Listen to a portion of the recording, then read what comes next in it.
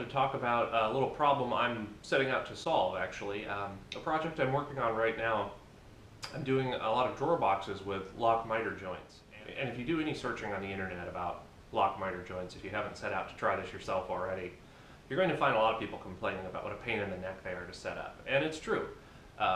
Specifically, the issue is getting that bit positioned just right.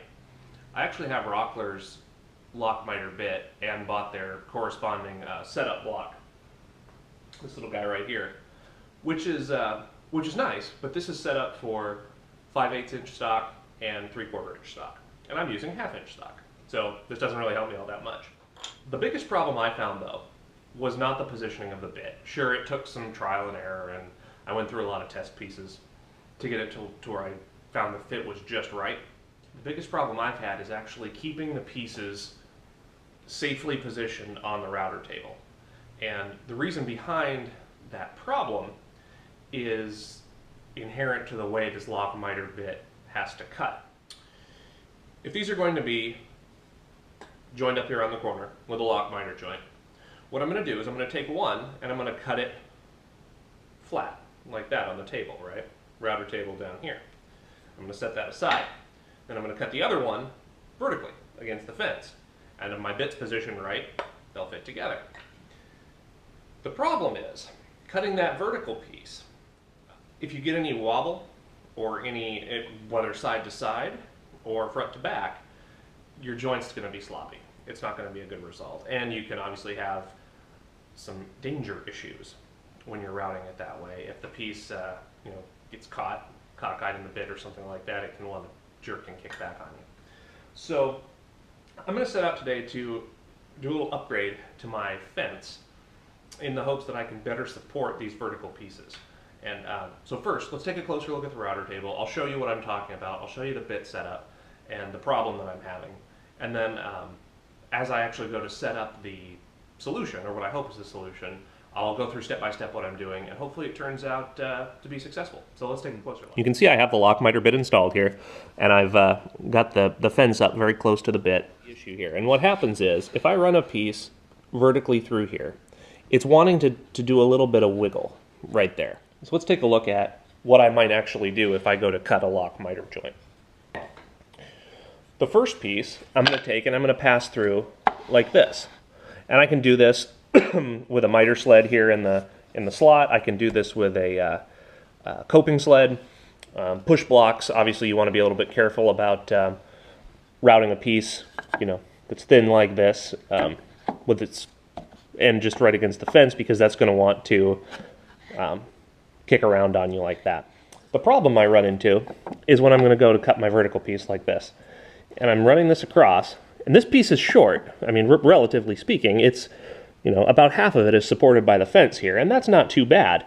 The problem is it's a very awkward piece to hold. I mean, I can take a push block and I can stick up against like this, but it's difficult to exert the pressure to keep that stable against the fence and to keep it moving through the cut consistently. So what I'm thinking is I need two things here. I need some additional support above the fence so that this piece is not inclined to want to rock at all, regardless of where I put pressure on it on the face. And I also want to come up with some kind of a sled or a jig solution that will ride on the fence to guide this piece through. Just like I have a coping sled down here, or a miter sled that I can run through the slot in the table, I want something that will ride on the fence and give me just a little bit more support and a little more consistency in this cut. My router table, just quick history on it here, it's the BenchDog ProMax extension intended to go in the wing of your table saw, which is exactly what I have here.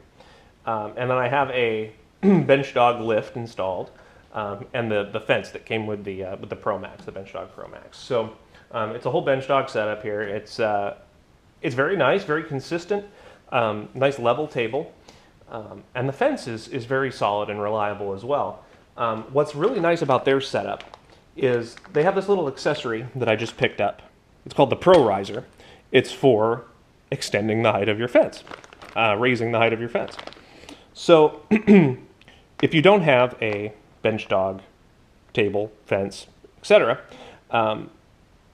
You don't need this. You can build either a secondary face on your fence. Do a cutout here. It could be something super simple, piece of plywood that you just cut out to give clearance for the bit, and clamp it right to the face, or install some bolts in there, lock it into your track. There's a variety of ways you can handle that. What's nice about this is I can actually build a vertical extension piece that'll sit on here, nice and flush right where I want it. I can slide it on when I need it, I can pop it off when I don't, and it rides in this track on the back of the fence. So that's going to be pretty handy. I oftentimes don't need that much height. I mean, a lot of the operations I'm doing are down here very low, so it's going to be nice to be able to take that off and get it out of the way. And oftentimes this fence isn't even on here. I mean, this is on my table saw. So when I'm not using the router table, I'll take this fence off and stick it on a shelf. So for storage, it's going to be nice to be able to separate that riser from the fence itself. The genius of this kit is really in these brackets, and there are 4 of them. And the idea is that you'll supply your own 3/4 inch material that will actually make up your fence extension. That could be plywood, that could be MDF, whatever you're looking for. You're actually going to mount your 3/4 inch material on this longer face, and that's going to sit behind the fence like that, and that offset is 3/4 of an inch. So it's going to fill that, it's going to line up nicely with the front of your fence here. We're going to be in good shape. This hex bolt is going to slide right into the track on the back. We'll be able to tighten this down like that. Nice and solid. 4 of those will be positioned, obviously 2 at the ends, and then the others spaced in the middle. That'll give it good solid support all the way across, and we'll be in good shape here. And then it has these screws that come through and will actually go right into the plywood or MDF that we're going to use. They do say in the instructions that you're going to want to go from 2.5 inches to 6 inches high, so you don't want to make a 12 or 14 inch panel that sits up on top of here, because obviously you only have support up the height of these brackets. So let me see what I have in the way of 3/4 inch material. We'll cut a piece, we'll mount it here, and we'll see how it works. So I happen to have actually a nice sized piece of 3/4 inch plywood that's in pretty good shape, and it's nice and straight.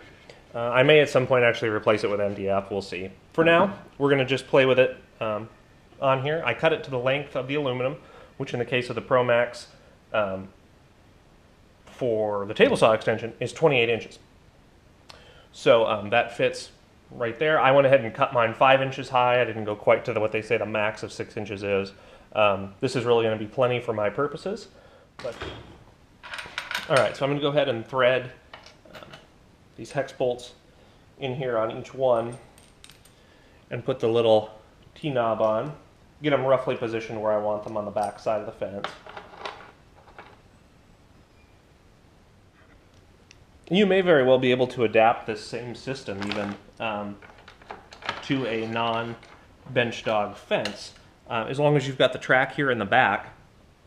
Even if you had to get some different bolts, that's not really the complicated part here. The important part is these brackets. Here we go. That piece is installed. Super simple, and it's rock solid too. Very little motion there, especially down here right where it meets the fence. I mean, with everything tightened down, that is some solid support. And now, many of my pieces are going to be supported all the way through here, and that's going to be just great. Now the other trick is kind of that jig or that sled we were talking about. When I'm pushing a piece down here on the table like this, as you recall, I have options. I have a lot of options. Up here, I don't have as many options. I don't have a slot in the fence that will really work like this. I might actually be able to rig up something that would ride in this track here, but I'm not quite sure exactly what that would look like. So I think what I want to do is build something that will ride up on top of the fence here that I can clamp my piece into, and it could even give me the ability to run a piece of scrap behind my workpiece to prevent tear out. So I think there's some interesting options here for quality of cut, even beyond just supporting the workpiece. So this should work out well if we can come up with a nice reliable system here at the top. And what I have in mind is really just a simple plywood jig. I think I'm going to use a couple of scraps actually that I made when I cut this top piece to size. So what I have in mind, again going back to our very rough scraps, top here, and again just a piece of plywood, and there'll be a vertical piece, something like that. And I'll actually run it all the way down, or maybe not quite all the way down to the table, but farther down than this piece is. And it will run like this. I'll put another piece on the back that'll give it support that way. And my workpiece can sit in here. It won't have a top on it, so if my workpiece is, up to here, or if it's 10 inches above the table, it's not really going to matter. But what this will do is it'll then give me a place I can clamp my workpiece front to back, and I can also clamp it here if I want to. So it'll give me some really good support at the top. It should ride pretty smooth. It'll also give me a better place to hold on to do this, to guide it through the cut, to give it that forward motion, as opposed to trying to push on the back of the workpiece or something silly. So let me cut a few more pieces of plywood here. We'll see what we end up with. Look what I came up with. The measurements here are nothing special. I basically just set a piece up here and determined about what would be this side of the fence to roughly the start of the bit, to accommodate maybe a large raised panel or something like that if I was going to try to get it in here. But again, I didn't even really measure that out. So I cut one piece here that's about 2.5 inches high, and then I cut another piece the same width and just a little bit higher behind that, so that that would give me support in the back there. And then I cut this vertical piece, which is going to actually give me support on the back of my material. And it doesn't come all the way down to the table. I left myself almost an inch. Actually, it's about 7/8, I think. It's going to give me support through most of the piece. Very solid, with 4 screws up here on top, and I put screws in here and layer a tight bond between each piece of plywood, so it's not going anywhere. But I did want to leave myself a nice buffer down here, so there's no way this is going to hit the bit. There's no way this is going to get caught up on the table if something happened to be a little bit out of alignment. So I'm not even gonna worry about that. And I could probably even take more off if I wanted to use a higher bit, or I could make another one of these jigs. That wouldn't be too difficult. So what I'm going to be able to do now is take a very tall piece, and we'll use this lovely scrap of plywood as an example. And the end of this piece isn't even square, but if this was going to sit flat on the table, I'd lean it up against my support piece, get it right where I want it. I can shim it up if I need to, whatever I want to do.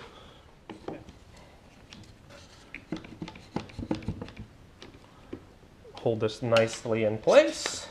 Can go multiple directions if I'm so inclined.